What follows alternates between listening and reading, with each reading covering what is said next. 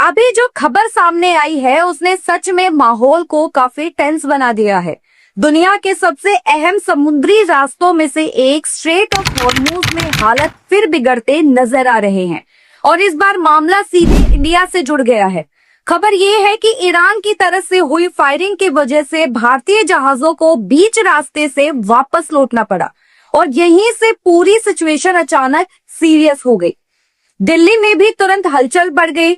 भारत सरकार ने बिना देर किए ईरान के राजदूत को बुला लिया और ये कोई रूटीन डिप्लोमेटिक स्टेप नहीं था, बल्कि सीधा मैसेज था कि भारत अपने जहाजों और अपने ट्रेड पर किसी भी तरह का खतरा बर्दाश्त नहीं करेगा। विदेश मंत्रालय में सख्त लहजे में साफ कर दिया गया कि इस तरह की हरकत एक्सेप्टेबल नहीं है और अगर दोबारा ऐसा हुआ तो जवाब भी उतना ही स्ट्रॉन्ग होगा। आप जरा उस मोमेंट को इमेजिन कीजिए। स्ट्रेट ऑफ हॉर्मूज में अचानक फायरिंग की आवाजें, चारों तरफ टेंशन और उसी दौरान भारतीय फ्लैग वाले जहाज वहां से गुजर रहे थे। हालात इतने बिगड़ गए कि जहाजों को तुरंत पीछे मुड़ने का आदेश देना पड़ा। करोड़ों डॉलर का तेल लेकर जा रहे जहाजों को यू टर्न लेकर कोई छोटी बात नहीं है। ये सीधा ग्लोबल ट्रेड पर असर डालता है। रिपोर्ट्स के मुताबिक ईरानी गनबोट्स की एक्टिविटी के बाद पूरे इलाके में डर फैल गया। कई इंटरनेशनल शिप्स ने भी रास्ता बदल लिया और भारतीय जहाज भी उसी सिचुएशन में फंस गए। अच्छी बात यह रही कि किसी जहाज को नुकसान नहीं हुआ और सभी क्रू मेंबर्स सेफ हैं। लेकिन सवाल अभी भी बना हुआ है कि आखिर ऐसी नौबत आई ही क्यों? ईरान की तरफ से ये भी कहा गया कि उन्होंने कुछ जहाजों को डायरेक्शन बदलने के लिए कहा, जिनमें एक बड़ा वीएलसीसी टैंकर भी शामिल था, जिसमें करीब 20 लाख बैरल तेल था। ये कोई छोटी क्वांटिटी नहीं है, ये सीधे एनर्जी सप्लाई और इकोनॉमी से जुड़ा मामला है। इसीलिए भारत ने इसे बहुत सीरियसली लिया है।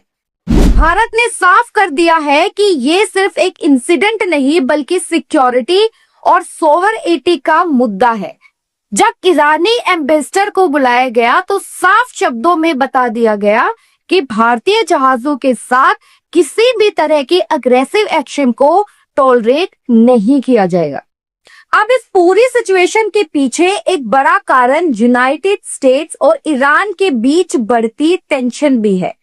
फारसी खाड़ी का पूरा इलाका इस समय काफी वोलेटाइल बना हुआ है। शिपिंग कंपनीज को लगातार वार्निंग्स मिल रही है कि इस रूट से गुजरना रिस्की हो सकता है।